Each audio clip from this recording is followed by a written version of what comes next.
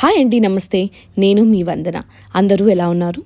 ఈరోజైతే నేను ఎప్పుడు రెగ్యులర్గా చేసుకునే మునక్కాయ టమాటా లాగా కాకుండా దీన్ని కొద్దిగా స్పెషల్గా చేశానండి. ఇది నార్త్ వాళ్ళు చాలామంది తింటారు, అలాగే మనకు తమిళనాడు వాళ్ళకు కూడా చాలా ఇష్టం అండి. మునక్కాయ, ఆలుగడ్డ, టమాటో చాలా ఇష్టంగా నార్త్ వాళ్ళు ప్రతి కూరలో ఆలుగడ్డ వేస్తారు, అలాగే తమిళ వాళ్ళు ప్రతి కూరలో మునక్కాయ వేస్తారు. ఈ రెండు నేను అక్కడ నాగపూర్లో ఉన్నప్పుడు చూశాను, అలాగే చెన్నైలో కూడా చూశానండి. ఈ వంటకాన్ని ఈరోజు మీకు స్పెషల్గా చూపించబోతున్నాను. దీనికోసం ముందుగా కడాయి తీసుకొని అది వేడైన తర్వాత దాంట్లో ఒక 2 గరిటెల నూనెనైతే వేసుకోవాలండి. నేను ఇక్కడ సన్ఫ్లవర్ ఆయిల్ వాడుకుంటున్నాను. అలాగే కాస్త నూనె వేడైన తర్వాత దాంట్లో నేను సోంపు వేసుకున్నానండి. నార్త్ వాళ్ళకి ఈ సోంపు టేస్ట్ చాలా నచ్చుతుంది. వద్దు అనుకుంటే మీరు జీలకర్ర వేసేసుకోవచ్చు. నేను జీలకర్ర అలాగే సోంపు 2 వేసుకున్నాను. టేస్ట్ అయితే అత్తిరిపోయిందనమాట. సోంపు వాసన మంచిగా ఫ్లేవర్ లాగా వస్తుంది.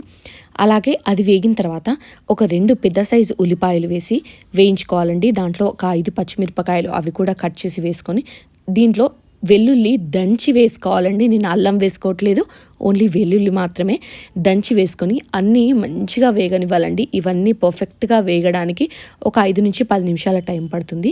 ఇలా వెల్లుల్లి వేగిన తర్వాత కాస్త కరివేపాకు కూడా వేసుకొని దీన్ని కూడా వేయించుకోవాలండి. ఇవన్నీ పచ్చివాసన పోయి మంచిగా వేగడానికి ఒక 5 నుంచి 10 నిమిషాల టైం పడుతుంది. అంతలోపు మనము ఆలుగడ్డ అలాగే మునక్కాయ ముక్కల్ని కట్ చేసి పెట్టేసుకోవాలి. ఇదంతా వేగిన తర్వాత దీంట్లో కాస్త పసుపు కూడా వేసి దీన్ని కూడా వేయించుకోండి. ఇప్పుడు నేను మునక్కాయల్ని ఒక 3 అంగుళాల సైజులో కట్ చేసి పెట్టుకున్నాను. అలాగే ఆలుగడ్డను పొట్టు తీసి చిన్న చిన్న ముక్కలుగా కట్ చేసుకున్నానండి. మునక్కాయలు ఎప్పుడైనా కట్ చేసిన తర్వాత నీళ్ళలో వేసి పెట్టుకుంటే ఫ్రెష్నెస్ అలాగే ఉంటుందండి. ఈ మునక్కాడ ముక్కల్ని అలాగే ఆలుగడ్డ ముక్కల్ని 2 వేసేసి మంచిగా కలిపి వీటి మీద మూత పెట్టి ఒక 5 నిమిషాలు లో ఫ్లేమ్లో ఉడికించుకోవాలండి. అప్పుడే మునక్కాయ పర్ఫెక్ట్గా ఉడుకుతుంది. అలాగే ఆలుగడ్డ కూడా మంచిగా వేగి ఉడుకుతుందనమాట. ఇక్కడ నేను ఇప్పుడే వాటర్ వేయట్లేదు కాబట్టి ఇవన్నీ వేగే ప్రాసెసే జరిగిపోతూ ఉంటుంది. ఇవన్నీ వేగిన తర్వాత దీంట్లోకి కొద్దిగా టమాటో వేసుకుంటున్నానండి. ఇది ఒక 2 టమాటోలు అనమాట. ఈ టమాటోలకు సరిపడా ఉప్పు, కారం అలాగే ధనియాల పొడి, కొద్దిగా జీలకర్ర పొడి అన్నీ వేసేసి మళ్ళీ మూత పెట్టి పెట్టేసుకోవాలండి. మనం ఇలా మూత పెట్టి ఉడికించుకుంటేనే మునక్కాయ మంచిగా ఉడుకుతుంది. మునక్కాయ మీరు మంచి క్వాలిటీ తీసుకోవాలండి. కొన్ని చేదు వస్తుంటాయి. అలా చేదొచ్చిందంటే మాత్రం ఆలుగడ్డ ముక్క కూడా చేదైపోతుంది, కూర అస్సలు తినలేము. అలా కాకుండా మంచి క్వాలిటీ మునక్కాయలు తీసుకొని ఇలా కర్రీ అయితే చేసేసుకోండి. మునక్కాయ హెల్త్కి చాలా మంచిది. ఇలా టమాటో అంతా ఉడికిన తర్వాత నేను స్పూన్తో ఇలా ప్రెస్ చేసుకుంటున్నానండి. చేసుకోవడం వల్ల మంచిగా గ్రేవీ లాగా వస్తుంది.